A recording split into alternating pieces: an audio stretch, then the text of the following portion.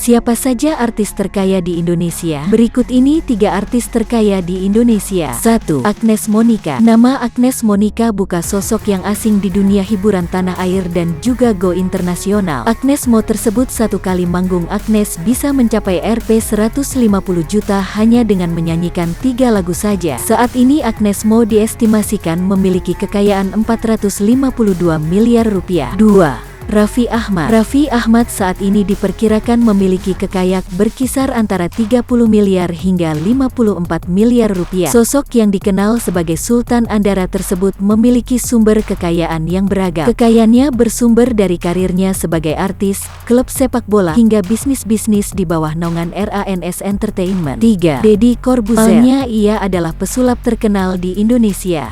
Sumber kekayaannya dari berbagai lini, mulai dari YouTube, acara TV, hingga lainnya.